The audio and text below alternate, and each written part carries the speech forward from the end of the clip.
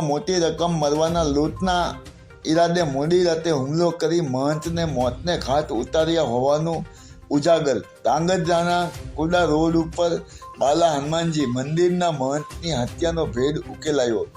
Police દ્વારા CCTV અને 25 kilometre સીમમાં વિસ્તારમાં કામ કરતા અન્ય વિસ્તારના શખ્સોની પૂછપરછ કરાવી. ધાંગધ્રા તાલુકાના કોડા રોડ ઉપર આવેલ બાલા હનુમાનજી મંદિરના મહંતની 1.5 માસ પૂર્વે દાગીનાની લૂંટ કરીને હત્યા કરાઈ હતી. જે ગુનાનો ભેદ ઉકેલવા એસપી દ્વારા 3 ટીમ રચના કર્યા બાદ મંદિરની આજુબાજુ વિસ્તારમાં હાઈવે સીસી ફૂટેજની અને અન્ય વિસ્તારમાંથી આવેલા મજૂરોની પૂછપરછ બાદ પોલીસ આરોપી સુધી પહોંચી હત્યાનો ભેદ ઉકેલી 4 માંથી 2 આરોપીને ઝડપી ફરાર 2ની શોધખોળ હાજરી છે. થોડા વર્ષો અગાઉ ધાંગધ્રા તાલુકાના ધુમત અને દુધાપુર ગામના વચ્ચેના દ્રૌપદી કુંડ નજીક મંદિરના મહંતની હત્યા થઈ હતી. ત્યારબાદ 1.5 મહિના પહેલા કુડા રોડ ઉપર આવેલા બાલા હનુમાન મંદિરના મહંતની રાતે દાગીનાની લૂંટ ચલાવી હત્યા નિપજાવી હતી અને સાથે સેવાદારને પણ માર મારી ઈજા પહોંચાડી હતી.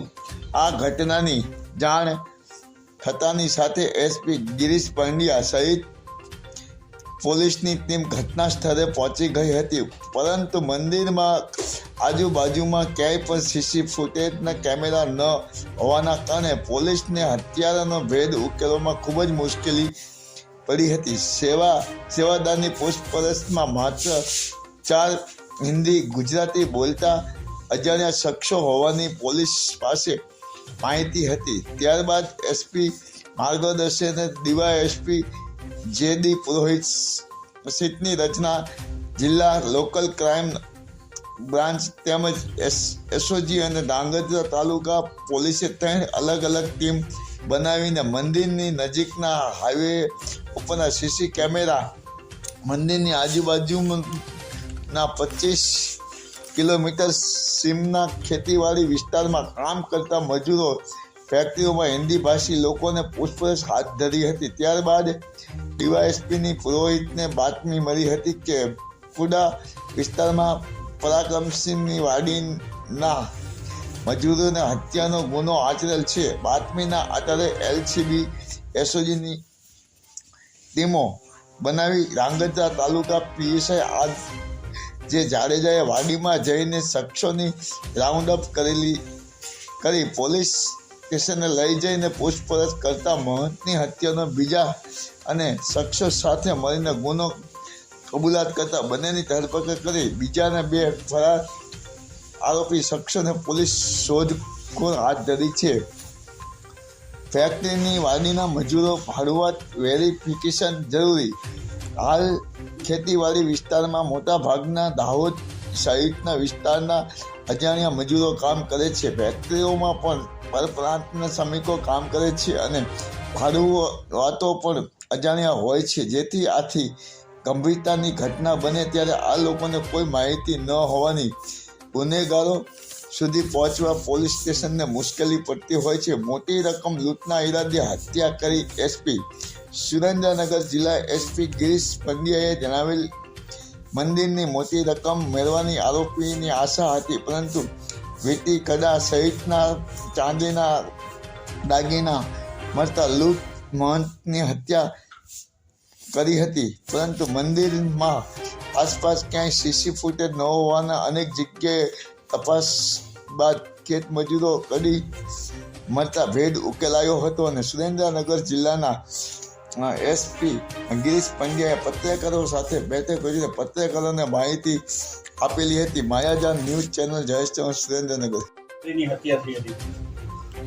તારીખ 28 સપ્ટેમ્બરની રાત્રે અને 29 સપ્ટેમ્બરની વહેલી સવારે 1 થી 2ના સમયગાળાની અંદર બાલા હનુમાનજી મંદિરના પૂજારી એમના એક સેવક રાત્રે ત્યાં હાજર હતા.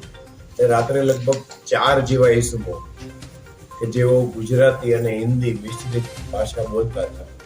એમણે જે પૂજારીજી છે એમને બોથડ પદાર્થ વડે માથામાં માર મારી અને જે ફરિયાદી જે છે એમને ઈજાગ્રસ્ત કરી અને મંદિરની અંદરથી પૂજારીનો એક મોબાઈલ, 2 ચાંદીની વીંટી અને 1 ચાંદીનું કડું, આટલી વસ્તુની લૂંટ કરી અને પૂજારીને જે ઈજાઓ થઈ હતી એના કારણે એમનું મૃત્યુ નિપજાવી અને ફરાર થઈ ગયા હતા. આ બનાવ બહુ ગંભીર પ્રકારનો બનાવ હતો કે આ બનાવની અંદર આસપાસના વિસ્તારમાં મંદિરને કવર કરે એવા સીસીટીવી કેમેરાઓ પણ નહીં હતા, કોઈ નજરે જોનાર શાહેદો પણ નહીં હતા. એટલે આ ગુનાની ગંભીરતાને ધ્યાને લઈ અને સુરેન્દ્રનગર જિલ્લા પોલીસ દ્વારા વિભાગીય પોલીસ અધિકારી જુગલ પુરોહિતના અધ્યક્ષસ્થાને એક સીટ બનાવવામાં આવેલી હતી અને આની અંદર એમને 3 ટીમો આપવામાં આવેલી હતી, એલસીબી, એસઓજી અને ધાંગધ્રા તાલુકા પોલીસ સ્ટેશન. અને આ 3ની ટીમ અને ડીવાયએસપી પુરોહિત દ્વારા લગભગ સપ્ટેમ્બર મહિનાથી અલગ અલગ ટીમો બનાવી આસપાસના જે સીસીટીવી કેમેરાઓ છે, ટેકનિકલ પ્રકારનું સર્વેલન્સ છે, તેમજ આ વિસ્તારના લગભગ 20 થી 25 કિલોમીટર વિસ્તારમાં જે મજૂરો રોકાયેલા છે એમની ડોર ટુ ડોર ચકાસણીની એક કાર્યવાહી હાથ ધરેલી હતી અને એમાં લગભગ મોટા પ્રમાણમાં જે શંકાસ્પદ ઇસમો છે એમની પણ પૂછપરછ કરવામાં આવેલી.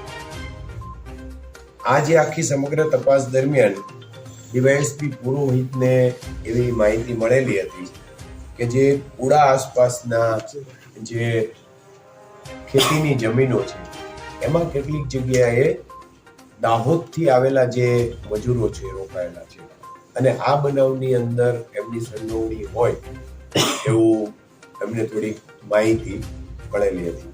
એના આધારે આ લોકોની પૂછપરછ કરી અને વિગતવાર તપાસ કરતા દાહોદ જિલ્લાના ધાનપુર તાલુકાનું પાનમ ગામ છે, તેમના 2 ઈસમ, એક સુમલાભાઈ ઉર્ફે સુમલો મનિયા ડામોર અને બીજું વિપુલ અરવિંદભાઈ પરમાર, આ બંને લોકો છે એ આ ગુનામાં સંડોવાયેલ હોવાની હકીકત અને એના પૂરતા પુરાવા મળ્યા, જેના આધારે બંનેને ગઈકાલે રાત્રે અટક કરવામાં આવેલી છે અને અટકની કાર્યવાહી કરી એમાં એમણે ગુનાની કબૂલાત પણ કરી છે અને આનુષંગિક જે સર્કમસ્ટન્શિયલ પુરાવાઓ છે એ પણ મળી આવેલ છે.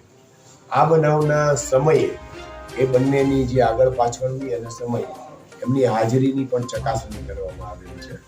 તો જે બનાવના સમયની આસપાસ એમની હાજરી પણ ત્યાં પ્રસ્થાપિત થઈ છે.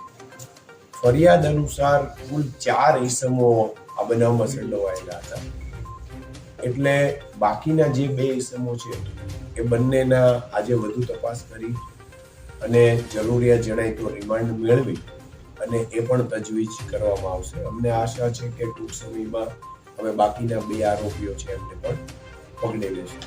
આમ ડીવાયએસપી પુરોહિતના સુપરવિઝન હેઠળ એલસીબી, એસઓજી અને ધાંગધ્રા પોલીસે ખૂબ જ મહેનત કરી છે અને લગભગ 1.5 મહિના જેવી સતત કાર્યવાહી કરી અને જ્યાં વણ શોધાયેલ